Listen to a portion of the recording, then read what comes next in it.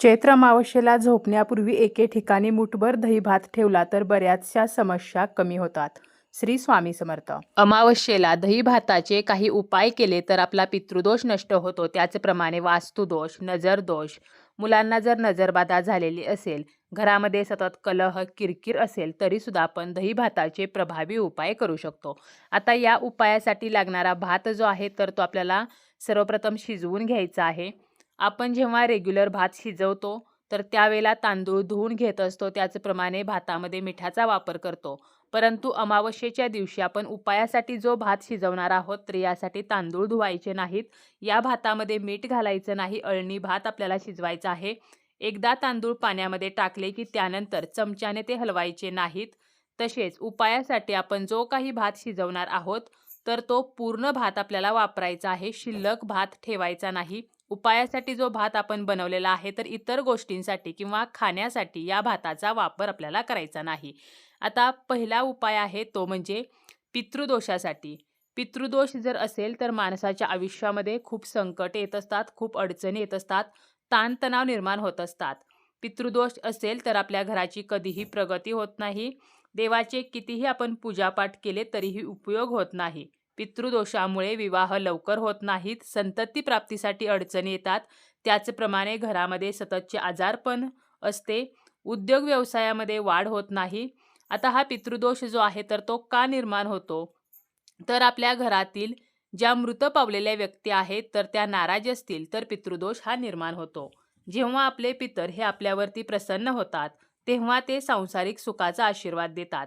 परंतु हेच पितर जेव्हा नाराज असतात तर तेव्हा मात्र आपल्या घराची प्रगती होत नाही. खूप कष्ट करूनही आपल्याला त्या कष्टाचे फळ जे आहे तर ते मिळत नाही. त्याचप्रमाणे पितृदोष जो आहे तर तो 3 पिढ्यांपर्यंत लागत असतो आणि म्हणूनच आपण जेव्हा पितरांची सेवा करतो तेव्हा ती 3 पिढ्यांपर्यंत आपल्याला करायची असते. आता आपण जो पितृदोषासाठी उपाय करणार आहोत तर तो आपल्याला सकाळी उठल्यानंतर करायचा आहे. देवपूजा करण्या अगोदर जरी केला तरी चालेल. परंतु जर सकाळी आपल्याला लगेच जर या उपायासाठी वेळ नसेल तर सकाळी 12 वाजेपर्यंत आपण हा जो उपाय आहे तर तो करू शकतो. आता आपल्याला भात जो आहे तर तो शिजवून घ्यायचा आहे. यानंतर आपल्याला तो थंड होऊ द्यायचा आहे. त्यानंतर एका वाटीमध्ये आपल्याला हा भात भरायचा आहे आणि ही जी वाटी आहे तर ती पत्रावळीवरती किंवा जर केळीचं पान मिळालं तर आपल्याला या उपायासाठी केळीच्या पानाचाच वापर करायचा आहे. परंतु केळीचं पान नसेल तर पत्रावळी घ्यायची आहे आणि काहीच नसेल तर एखादं ताट तामण घेतलं तरी सुद्धा चालेल. यामध्ये ही भात भरलेली वाटी जी आहे तर ती पालती करायची आहे म्हणजे भाताला गोलाकार आकार येईल. त्यानंतर आपल्याला काय करायचं आहे तर या भातावरती आपल्याला थोडीशी साखर जी आहे तर ती घालायची आहे. साखर ठेवली तरी चालेल, खडी साखर ठेवली तरी सुद्धा चालेल. तर अशा प्रकारे आपल्याला सर्वप्रथम हा भात जो आहे तर तो तयार करायचा आहे. यानंतर आपल्याला आपल्या घराच्या छतावरती किंवा अंगणामध्ये जायचं आहे. त्यानंतर एक प्लेट घ्यायची आहे. त्यामध्ये आपल्याला थोडेसे तांदूळ ठेवायचे आहेत. त्यावरती आपल्याला मातीचा दिवा ठेवायचा आहे किंवा आपण कणकेचा दिवासुद्धा यासाठी बनवू शकतो. त्या दिव्यामध्ये जोडवात घालायची आहे आणि तिळाचं तेल जे आहे तर ते घालायचं आहे. वातीची दिशा जी आहे तर ती दक्षिण दिशेला आपल्याला करायची आहे. आणि हा दिवा जो आहे तर ज्या ठिकाणी आपण दहीभात ठेवणार आहोत म्हणजे आपल्याला हा दहीभात जो आहे तर तो कावळ्यासाठी ठेवायचा आहे. त्यामुळे आपण आपल्या अंगणामध्ये किंवा टेरेसवरती ज्या ठिकाणी कावळा येतो तर त्या ठिकाणी आपल्याला हा दहीभात जो आहे तर तो ठेवायचा आहे.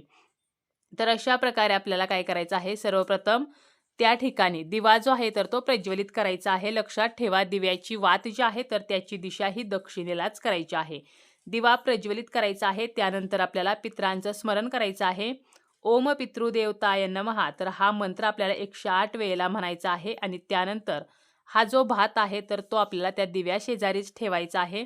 त्यानंतर आपल्याला अगरबत्ती लावायची आहे. तसेच एका वाटीमध्ये आपल्याला साखरेचं पाणी जे आहे तर ते सुद्धा ठेवायचं आहे.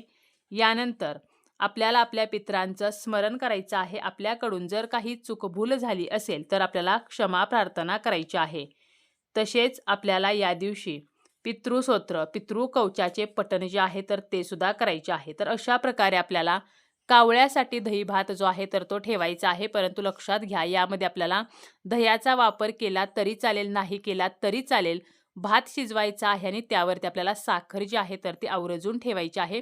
शक्य असेल तर यावरती आपण थोडंसं दही जरी ठेवलं तरीसुद्धा चालेल.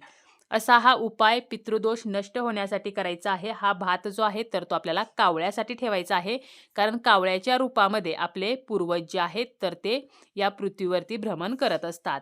आता हा भात जो आहे तर तो जर कावळ्यांनी खाल्ला तर ठीक, परंतु जर कावळ्यांनी खाल्ला नाही, कावळा आला नाही, तर मग दुसऱ्या दिवशी आपल्याला हा भात जो आहे तर तो पाण्यामध्ये विसर्जित करायचा आहे.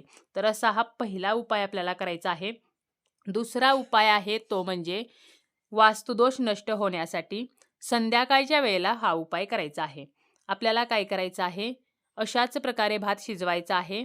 भात थंड झाल्यावर त्यामध्ये आंबट दही घालायचं आहे आणि आपल्याला तो भात मिक्स करून घ्यायचा आहे आणि वास्तुदोष नष्ट होण्यासाठी आपल्याला आपल्या घराभोवती हा दही भात जो आहे तर तो शिंपडायचा आहे. आता जे गावाकडे राहतात तर त्यांना घराभोवती दही भात शिंपडणे शक्य आहे. परंतु जे फ्लॅट सिस्टीममध्ये शहरामध्ये राहतात तर त्यांना हा उपाय करणे शक्य नाही. मग त्यांनी काय करायचं आहे, दही भात जो आहे तर तो आपल्या ओंजळीमध्ये घ्यायचा आहे किंवा एका छोट्या प्लेटमध्ये घ्यायचा आहे आणि ती प्लेट हातामध्ये घ्यायची आहे. आपल्या घराच्या सर्व कोपऱ्यांना आणि सर्व भिंतींना या भाताचा स्पर्श करायचा आहे.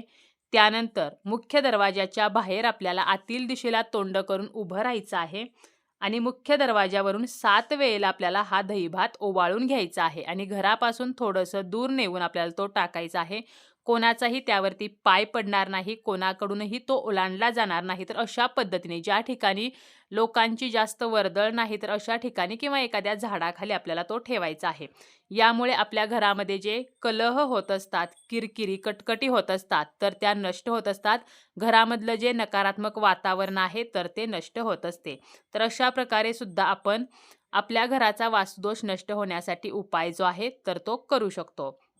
तसेच मुलांची नजरबाधा नष्ट व्हावी म्हणून आपल्याला काय करायचं आहे, तर मुलांवरून 7 वेळेला हा दहीभात ओवाळून घ्यायचा आहे आणि अशाच प्रकारे तो घराच्या बाहेर नेऊन आपल्याला ठेवायचा आहे. आता जेव्हा आपण हे उपाय करणार आहोत तर त्या अगोदरच आपल्याला घराच्या बाहेर एका बादलीमध्ये पाणीसुद्धा ठेवायचं आहे.